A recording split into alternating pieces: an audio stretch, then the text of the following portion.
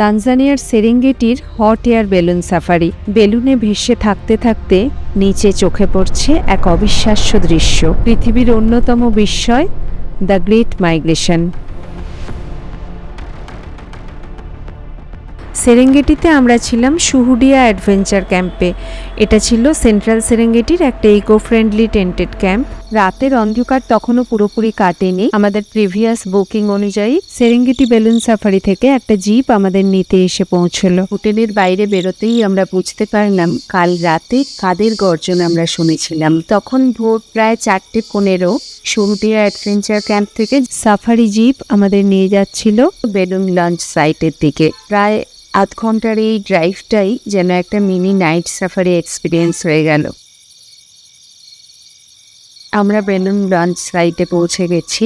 ধীরে ধীরে আকাশে আলো ফুটতে শুরু করেছে। আমাদের পাইলট কেভিন ক্যাভিল খুব সুন্দরভাবে সেফটি ব্রিফিং বুঝিয়ে দিলেন, আর তার সাথে ছিল দারুণ সেন্স অফ হিউমার, যেটা পুরো অভিজ্ঞতাটাকে আরো উপভোগ্য করে তুলেছিল। Like an airline seatbelt, same buckle. So you're aware. Do not leave the balloon until I ask you to, okay? Even if we've come to a stop, whether the balloon is upright or on its side, your weight, such as it is now, a couple ways to get in. If you're the first person in, you can kind of put your butt up here, swing around, put your legs in, all right? The easier way is straight in, and the same on the bottom, okay? Right. Slide all the way down till your bum hits the seat, and then you'll see the rope handles in front of 5 astronaut getting ready to launch. Sick.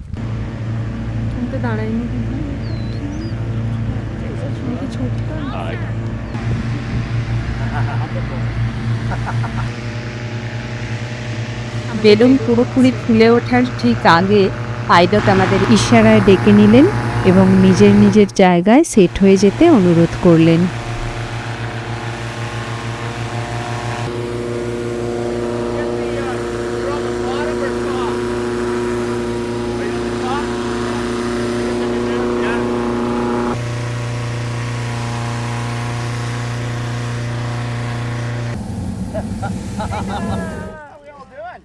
বেলুনে পুরোপুরি হাওয়া ভর্তি হয়ে যাওয়ার পর একটা ঝাঁকুনি লাগলো আর বেলুনটা সোজা হয়ে মাটি ছাড়তে শুরু করলো। So where are you guys from on this side? We are Where from are you from? India. India? Chicago. Chicago? Arkansas. Arkansas. We got the all Canadian All-Stars on this side. No, you're honorary Canadian. Shut up, man. We don't say. Any questions? Last minute? Nothing? All right, we're going then.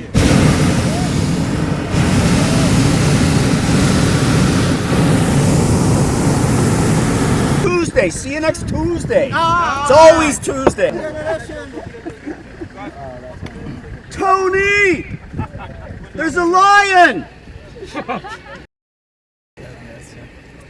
So guys, while we're up in the air here, I'll do my best to spot animals and help you guys out as best I can. Occasionally I do have to fly the balloon, so I will miss things. If you guys see something that I don't, point it out. Even if it turns out to be a stump, that's okay. No one will judge you, okay?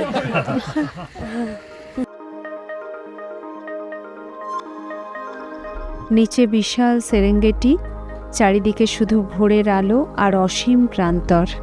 মাঝে মাঝে শুধু আগুনের বার্নারের শব্দটা শোনা যাচ্ছিল, আর আমরা ধীরে ধীরে ভেসে চলেছি আকাশের মধ্যে।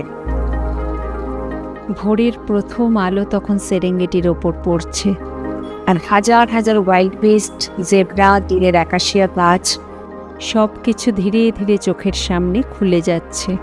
পুরো বেলুন রাইডটা পাইলট আমাদের তার স্বভাবসিদ্ধ ভঙ্গিতে আনন্দে মজায় ভরিয়ে রেখেছিলেন। তিনি বললেন, আমি যতটা পারি অ্যানিম্যালগুলো দেখানোর চেষ্টা করব, তবে তোমরা যদি আমার আগে কিছু দেখতে পাও অবশ্যই বলে দিও, সেটা গাছের গুঁড়িগুলোর সমস্যা নেই। প্রত্যেকে হেসে ফেললো, আর এই ছোট্ট ছোট্ট মুহূর্তগুলোই পুরো অভিজ্ঞতাটাকে আরও স্পেশাল করে তুলেছিল। ওপর থেকে সেরেঙ্গেটিকে সত্যিই অন্যরকম লাগছিল, অসীম, বন্য আর সম্পূর্ণ মুক্ত।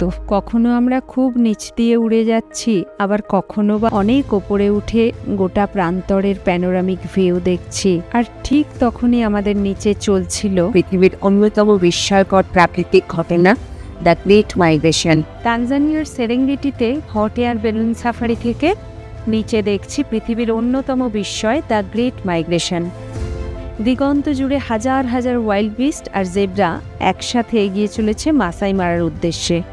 নতুন সবুজ ঘাস আর খাদ্যের খোঁজে প্রতি বছর প্রকৃতির ডাকে শুরু হয় এই বিশাল যাত্রা, যাকে বলা হয় পৃথিবীর সবচেয়ে বড় বন্য প্রাণীর মাইগ্রেশন।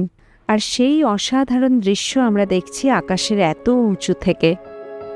নিচে অ্যানিম্যালের স্রোত, চারিদিকে গোল্ডেন স্যাভানা, আর ভোরের আলোয় সেরেঙ্গেটি যেন এক জীবন্ত ছবির মতো লাগছে। প্রতি বছর ওয়াইল্ড বেস্ট, জেব্রা আর গ্যাজেল সব মিলিয়ে প্রায় 2 মিলিয়নেরও বেশি অ্যানিমাল খাবার আর নতুন ঘাসের সন্ধানে সেরেঙ্গেটি থেকে মাসাই মারা পর্যন্ত এক বিশাল বৃত্তাকার পথে যাত্রা করে। এটাই পৃথিবীর সবচেয়ে বড় ল্যান্ড অ্যানিমাল মাইগ্রেশন। আজকের তারিখ 29শে মে 2023। এই সময় ওয়াইল্ড বিস্টের দল সাদার্ন সেরেঙ্গেটির এন্ডুটু রিজিয়ন ছেড়ে উত্তরের দিকে কেনিয়ার মাসাই মারার উদ্দেশ্যে যাত্রা শুরু করে। প্রায় 800 কিলোমিটারের এই যাত্রা তারা করে শুধু নতুন ঘাস আর ভালো খাদ্যের সন্ধানে। এরপর নভেম্বরের দিকে যখন অল্প অল্প বৃষ্টি শুরু হয়, তখন আবার এই বিশাল দলগুলো ফিরে আসে দক্ষিণ সেরেঙ্গেটিতে। প্রকৃতির এক চিরন্তন চক্র।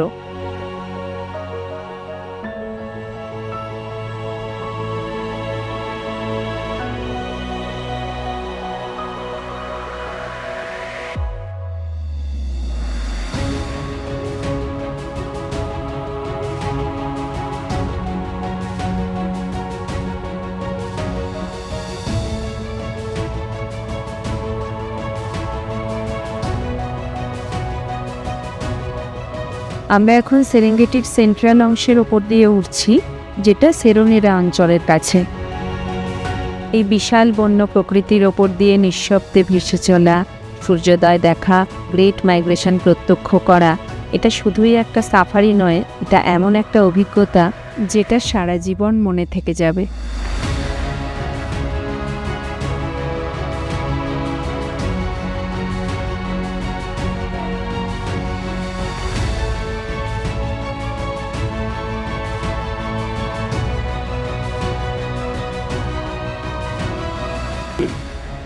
যদি তোমরা কখনো সেরেঙ্গেটি ন্যাশনাল পার্কে আসার পরিকল্পনা করো, তাহলে সেরেঙ্গেটি বেলুন সাফারিজের এই অভিজ্ঞতাটা অবশ্যই ট্রাই করতে পারো।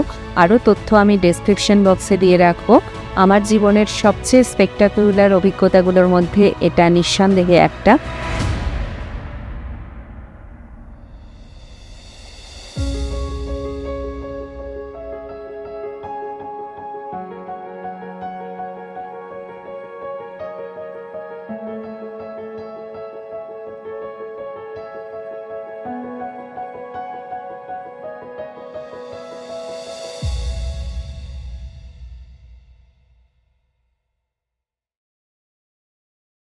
অবশেষে আমাদের বেলুনটি নিরাপদে ল্যান্ড করলো। ল্যান্ডিং স্পটে আমাদের জন্য ছিল রিফ্রেশিং ড্রিঙ্কস, কিন্তু সবাই তখনও যেন সেই অভিজ্ঞতার ঘোরের মধ্যেই। এরপর আমরা গেলাম একটি সুন্দরভাবে সাজানো বুশ ব্রেকফাস্ট স্পটের দিকে। আফ্রিকার বন্য প্রকৃতির মাঝখানে এভাবে ব্রেকফাস্ট করা সত্যিই অসাধারণ। আমাদের পাইলট তার স্বভাবসিদ্ধ ভঙ্গিতে বিদায় জানাতে এলেন। Oh, guys, hold up your certificates. Oh, it's already done. Don't worry about it. এই সাফারির জন্য আমরা একটি কমেমোরেটিভ সার্টিফিকেটও পেলাম। এই বেলুন সাফারি, সূর্যোদয়, সেরেঙ্গেটির অন্তহীন প্রান্তর কতটা তোমাদের অনুভব করাতে পারলাম জানি না, তবে আমি আমার সেরাটা দেওয়ার চেষ্টা করলাম। আমাদের ড্রাইভার জাস্টিন আগে থেকেই ল্যান্ডিং স্পটে ওয়েট করছিল গাড়ি নিয়ে। ভিডিওটা ভালো লাগলে অবশ্যই লাইক, শেয়ার, সাবস্ক্রাইব করো। ধন্যবাদ সবাইকে। আবার দেখা হবে পরের ব্লগে।